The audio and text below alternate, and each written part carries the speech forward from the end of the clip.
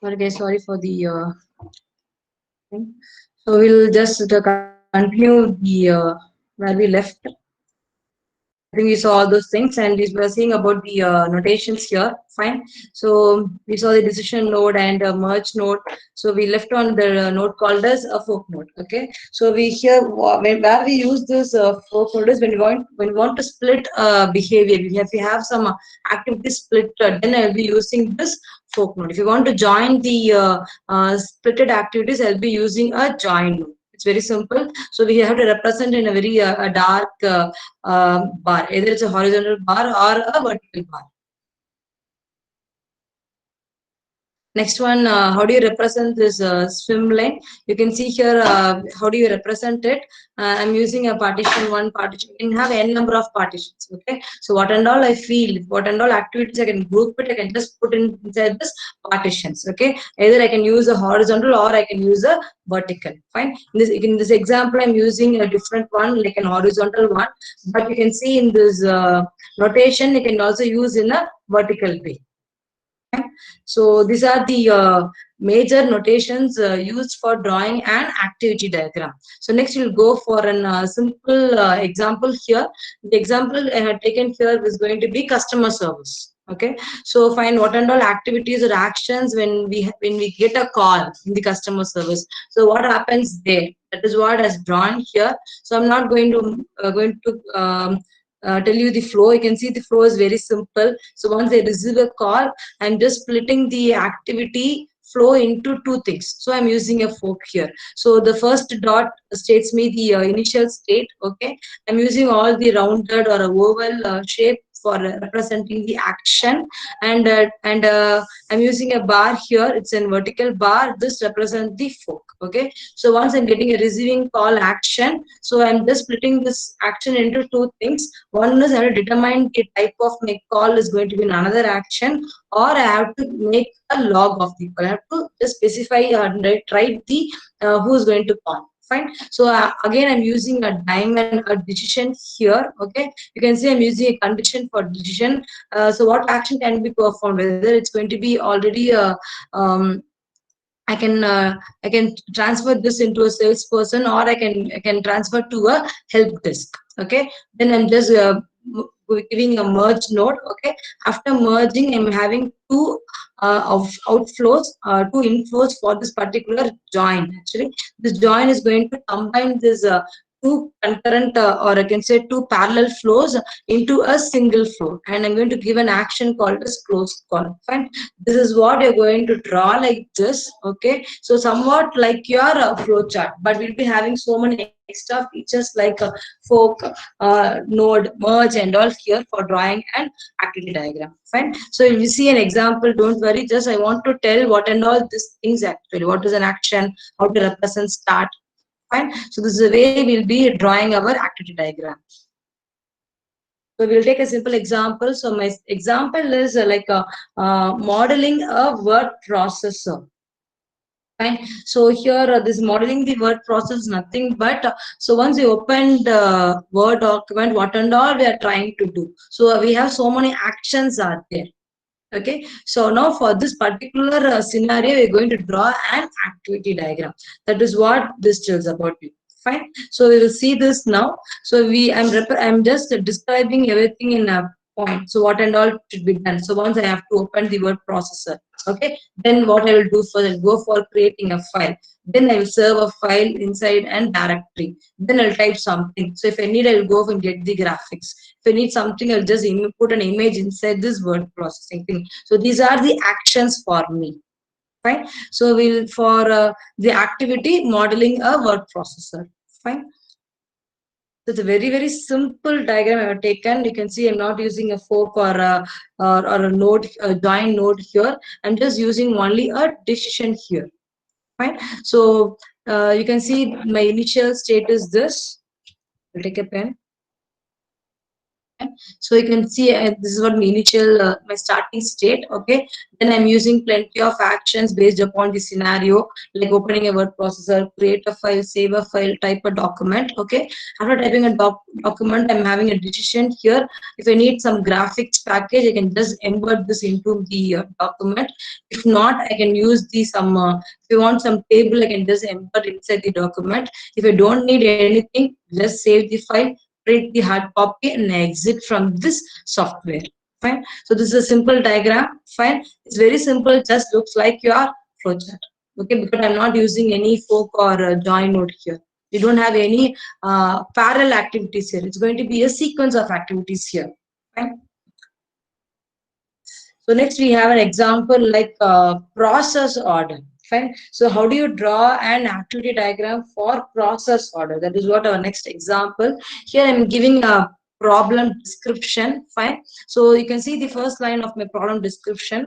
So once the order is received, fine, the activities splits into two parallel set of activities. So once I have to split the activities, then I'll be using a element called as fork. Okay, so one side goes somewhere and another is going to have some other thing. Fine. So this is what the description of it. So how do you draw a diagram for this description? Okay, so you can see a very simple diagram for it. Okay, so once the order is received, the activities are splitted into two parallel activities. That is what done here. So once I'm getting an order, so what I'm doing it, I'm just splitting it. For splitting, I'll be using a fork node. Fine. So fill order and send noise. Fine. So after fill order, I'm going to have a condition. That is what given in this description. Okay. On fill order side, okay, deliver is decided conditionally. Here you can see I'm having a word conditionally. So obviously I have to use a diamond symbol here. Right. So I have to defaultly I have to give some conditions in both the ends. Okay. So based upon this actions, we will be having some conditions. Okay. Arrange overnight delivery or arrange regular delivery or my actions. Okay. After this, I'm just using a merge node. From the merge node, this goes here. Fine. You can see here. Sorry.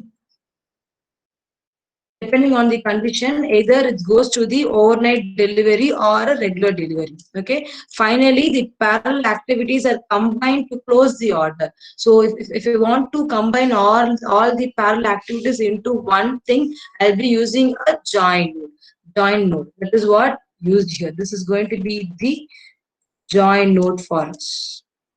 This is combining two activities. This is one activity and this is another activity. Activity flows, we can say. Fine. So it's a simple diagram using your fork and the join. Fine. So decide upon this problem description tells you very clearly how to draw this activity diagram. Fine. Next, I will take one more example. The example is like student enrollment. Okay. Again, we have a set of I can say actions. What has to be done. Fine. So this is what we have to draw. This is the way we have to draw the activity diagram. Okay. They'll be giving some problem description. We have to analyze it, and then we have to draw the activity. Fine. So here I'm using a very simple, like in a step-wise way. So it's be easy for you to draw for us. Fine. So you can see an activity for this particular example, student enrollment. Fine. So you can see here I'm having an initial state. Fine. Fill out enrollment form is going to be the action for me. Fine. So if it is correct, so what I have to do? So if it's going to be incorrect, what can be done? So I'm using a decision box here. Again, I'm using an fork as well as node. We have some concurrent actions here. Okay. So these are the things is used to draw it. Fine. So based upon this scenario, I'm drawing an diagram for it. Fine. So this diagram I need to, this example why I took this, I need to tell about this swim lane, how to use this swim lane. Okay. So that same example I'll be drawing using this swim lane also. Fine. So we can see the problem description is business process for meeting a client. Okay. So if you want to meet a client, what and all steps can be, what and all actions can be done. Okay, I have to make a call, I have to arrange a car, cab, all those things are will be the actions. Okay, so that is what I'm representing in a sequence here. Fine. So you can see the first one, call client and set an appointment. That is what the first action for me for this particular scenario. Fine. Then I have a decision here. So what is the decision? I'm having a condition whether it's an on-site one or an off-site. If it is an on-site one, I have to go and get a conference room for making a meet. Okay. If it is an off-site, I have to prepare a laptop. Right. So that's all that goes inside this meet with the client. Here I'm just missing this merge node. It's an optional, I think. We can also directly go better use a merge node here. Fine. So it goes and meet with the client. Okay. Then I'll be having a follow-up. Like after meeting the client, I'll be writing everything what and all needed. Okay. Again, I'm having a condition. What is the condition is? If nothing has been discussed, I have just jump into the final stage. If there is something has been given, the project has been assigned, I have to go for some two more actions like create proposal and send proposal to the client. Okay, so this is based upon some imagination or something like I have drawn an activity for it. Now, how to convert this into a swimline based activity diagram? That is what's shown here. Okay, I'm using three group of activities, three groups here. One I'll call it as a salesperson, okay, and consultant and a corporate technician. Okay, so what I'm trying to do here is I will just relate the activities into this group. Okay, see, this is what my normal diagram. Fine. So now I will decide which and all actions will be this particular group. For example, the salesperson is an first swim lane. Okay, under this, what and all actions can be done, which can be an apt one. For consultant, what and all actions will be there. Put in a consultant. In corporate, what actions can be done. Fine. Just a small division based upon some creative thinking here. You can see in salesperson, okay, is going to call the client and set up the appointment. Okay, then there will be a decision. The consultant will be preparing a laptop, meeting the client, and all those things. Okay, if it is going to be an on-site, what should be done? It goes inside the corporate technician. Okay, that person has to arrange for a conference room. Okay, it's purely our imagination to give all those titles like salesperson, consultant, or corporate technician. Okay, here the main point is I'll be grouping the actions. Okay, so for a clear visuality, I'm going for this swimlane diagram, activity diagram. Fine. So both are same. I can do like this. I can do like this, which is easier for you. You can just draw it. Fine. So these are about the activity diagram. Fine. So do you have any doubts? You can just ask me. You can just put in the chat.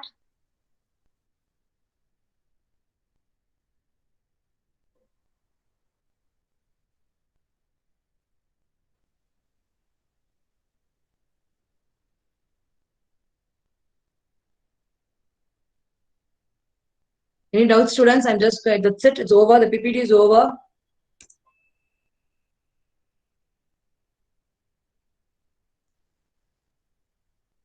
So purely we saw today the activity diagram. Okay, so we have so many elements under this activity diagram, and we saw so many examples. So I'm not going to show you the show the example, show you the what to say, how to draw this in software. I'm not going to show you. Okay, you give a try. Okay, either use rational rows or you can use that visual paradigm software or anything like that, and just give a try all these examples. Okay, anyway, I'll be uploading this PowerPoint in a Google Classroom. So take the example, check it once again, and give a try. Okay, use the diagram using the software.